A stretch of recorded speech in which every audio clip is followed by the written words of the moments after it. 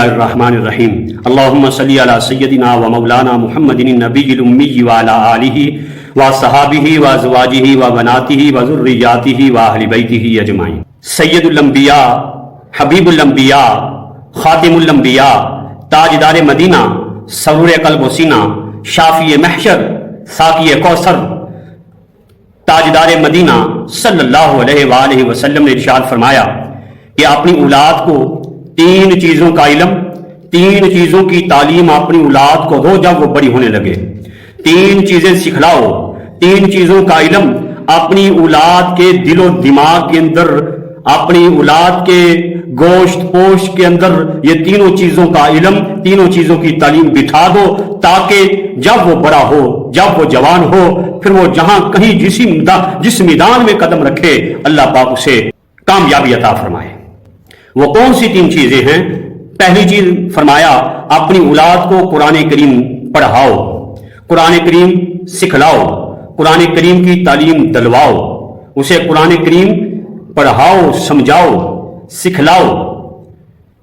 اور قرآن کریم ہی کے بارے میں نبی کریم صلی اللہ علیہ وآلہ وسلم نے فرمایا خیرکم من تعلم القرآن وعلمہ، تم میں سے بہترین شخص وہ ہے، بہترین میرا امتی وہ ہے جو قرآن کریم سیکھتا ہے اور سکھلاتا ہے، قرآن کریم پڑھتا ہے، پڑھاتا ہے، قرآن کریم کی تعلیم حاصل کرتا ہے اور قرآن کریم کی تعلیم دیتا ہے، بہترین شخص وہ اپنی اولاد کو قرآن کریم کی تعلیم دو۔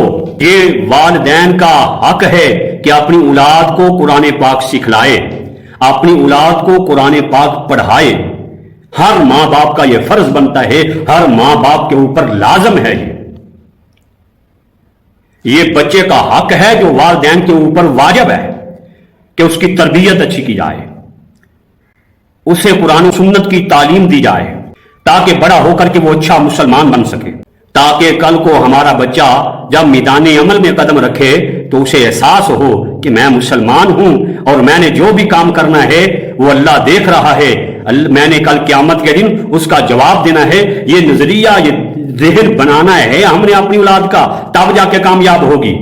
اگر اپنی اولاد کو قرآن کریم کی تعلیم سے دور رکھتے ہیں تو پھر ہماری اولاد کا حشر کون سا ہونا ہے بھلا؟ جو ہمارے وزیر داخلہ کا تھا، وہ ایک وزیر داخلہ آیا تھا اور جب اس سے کہا گیا کہ سورۃ اخلاص پڑھ کے ہمیں سورۃ اخلاص پڑھ کے سناؤ، قل هو اللہ احد پڑھ کے سناؤ، تو جس نے غلط پڑھی تھی، جسے قل هو اللہ نہیں آئی تھی۔ جب اولاد کو دین سے دور رکھیں گے، قرآن و سنت سے دور رکھیں گے تو پھر یہی ہوگا۔ ہم نے بارہا جنازوں میں دیکھا ہے کہ باپ کی میت سامنے پڑی ہے، ماں کی میت سامنے پڑی ہے، دادی کی میت سامنے پڑی ہے، اور یہ نوجوان کھڑا ہے اور مولوی صاحب کے کان میں کہہ رہا ہے کہ مولوی صاحب کون سی دعا پڑھنی ہے؟ مجھے دعا جنازے والی نہیں آتی اور کون سی پڑھ لوں میں؟ پھر یہ حشر ہوتا ہے کہ آخری وقت جب باپ فوت ہو جاتا ہے تو باپ کی میت پہ کھڑے ہو کر کے دو لفظ دعا کے دو لفظ قرآن کے پڑھ نہیں سکتا، تو پھر کیا فائدہ ہے ایسی اولاد کا؟ جس طرح اپنی اولاد کو ہم دنیا کی تعلیم کے لیے زبردستی کرتے ہیں، دنیا کی تعلیم کے لیے ڈانٹا جاتا ہے، دنیا کی تعلیم کے لیے اپنی اولاد پہ سختیاں کی جاتی ہیں، دنیا کی تعلیم حاصل کروانے کے لیے خرچے اور گرمی اور سردی برداشت کی جاتی ہے، دین سکھلانے کے لیے بھی یہ سختی کی جائے۔ دنیا کی تعلیم بچے کو دو، اسکول پڑھے، اچھا اسکول پڑھے، ایم اے کرے، بی اے کرے، پی ایچ ڈی کرے، اعلیٰ سے اعلیٰ تعلیم حاصل کرے، یہ ضرور کرواؤ، اس سے کوئی ممانعت نہیں ہے، لیکن پہلے قرآن کریم کی تعلیم ہے۔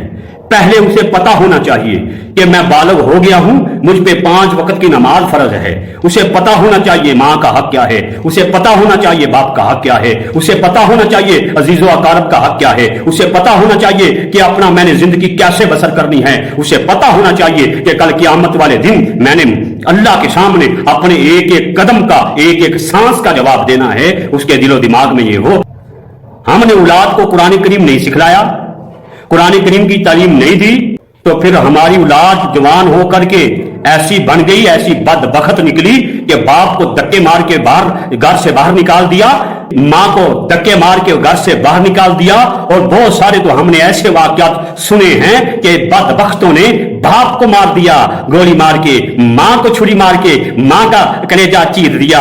ऐसे बदबख्त औलाद तब बनती है जब उसके दिलो दिमाग में हम कुरान करीम नहीं डालते, कुरान करीम नहीं सिखलाते। जब कुरान करीम की तालीम नहीं होती तो फिर औलाद यही करती है। माँ बाप का हक है, बड़ा हक है, कुरान करीम ने बहुत सारी जगहों पे बयान फरमाया है। लेकिन याद रखो, माँ बाप के हक से पहले औलाद का हक है। औलाद की तरबियत अच्छी होगी तो तब वालिदैन की कदर करेगी ना, वरना वही होगा जो फारूक आजम रजी अल्लाह तआला अन्हु के दौर में हुआ। शिकायत आई, शख्स आया और रोता रोता सैयदना फारूक आजम रजी अल्लाह तआला अन्हु से अर्ज करने लगा, या अमीरुल मोमिनीन, मेरी औलाद जवान है, या अमीरुल मोमिनीन, आज मेरे बेटे ने मुझे मारा है, मेरे बेटे ने मुझे मारा है। सैयदना फारूक आजम जलाल में आ गए, लाओ इस बदबख्त को पकड़ के। परिंदों को भेज दिया, जाओ इसे पकड़ के लाओ। जब लाया गया, सैयदना फारूक आजम रजी अल्लाह तआला अन्हु ने फरमाया, बदबख्त, तूने अपने बाप को मारा है। अब वो लड़का कहने लगा कि अमीरुल मोमिनीन, एक दफा मेरी बात सुन लें, उसके बाद जो सजा आपने देनी है वो दें।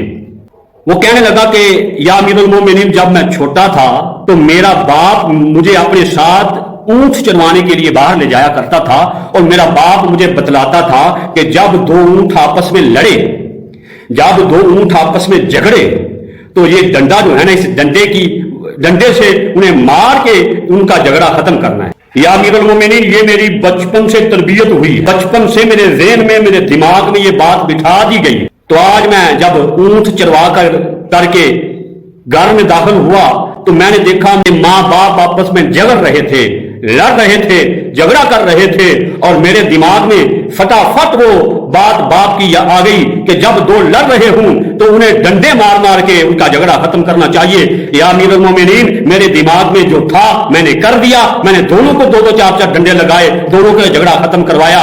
हजरत फारूक आजम रजी अल्लाह तआला अन्हु ने फरमाया, इसका कसूर नहीं है, इस नौजवान का कसूर नहीं है, इसके वालिदैन का कसूर है। जब दीन से बेबहरा कर दिया जाए औलाद को, जब कुरान से दूर कर दिया जाए, जब नमाज से दूर कर दिया जाए, औलाद स्कूल नहीं गई, बाप ने भी डंडे मारे, जूतियां मारी, मां ने भी रोटी ना दी, मां ने भी झिड़का, लेकिन यही औलाद घर में सोई है, अजान हो रही है, यही औलाद मोबाइल पकड़ के गेमें खेल रही है, अजान हो रही है, यही औलाद टेलीविजन के आगे ड्रामे देख रही है, फिल्में देख रही है, यही औलाद घर में बैठी गप्पे हाँक रही है। उस वक्त गुस्सा क्यों नहीं आता? उस वक्त क्यों नहीं कहा जाता कि नमाज के लिए उठो, नमाज पढ़ो? दुनियावी तालीम की कदर है, दीन की कदर नहीं है। कल क़यामत वाले दिन यही औलाद जिसके लिए ये गर्मी सर्दी में मेहनत करता रहा, मजदूरी करता रहा, जिसके लिए ये तरह तरह की मुशक्कतें बर्दाश्त करके, जिसे पढ़ाने के लिए, जिसे खिलाने के लिए, जिसे अच्छा पहनाने के लिए ये मेहनत मजदूरी मुशक्कत करता रहा, यही औलाद कल क़यामत के अल्लाह की अदालत में बाप का गिरेबान पकड़ के कहेगी कि या अल्लाह, दुनिया के अंदर जब मैं दुनिया का काम नहीं करता था, मेरा बाप मुझे मारता था, मेरी माँ मुझे धक्के मारती थी, रोटी नहीं देती थी, या अल्लाह दुनिया के अंदर मैं कुरान नहीं पढ़ता था, ना मेरी माँ कुछ कहती थी, ना मेरा बाप कुछ कहता था, अल्लाह मैं नमाज नहीं पढ़ता था, मेरा माँ बाप मुझे कुछ नहीं कहता था, उस वक्त क्या जवाब दोगे? है जवाब आपके पास? तो खुदाया नबी करीम सल्लल्लाहु अलैहि वसल्लम ने फरमाया कि 3 चीजें अपनी औलाद के दिलो दिमाग के अंदर बिठा दो। 3 चीजें। पहली चीज बतलाई, कुरान करीम की तालीम, कुरान करीम सिखलाओ, समझाओ, पढ़ाओ, कुरान करीम की तालीम अपनी औलाद को दो। ये 2 चीजें जो रहती हैं और बड़ी अहम चीजें हैं, बड़ी अहम चीजें हैं जो अल्लाह के रसूल सल्लल्लाहु अलैहि वसल्लम ने फरमाया है कि ये 3 चीजें अपनी औलाद के ज़हन में बिठाओ। एक तो हमने अर्ज कर दी मुख्तसरन, दूसरी 2 जो हैं अगले दर्स में अर्ज करेंगे। अल्लाह पाक से दुआ है अल्लाह पाक हमें अमल की तौफीक अता फरमाए। वाहुदान अल्हम्दुलिल्लाहि रब्बिल आलमीन।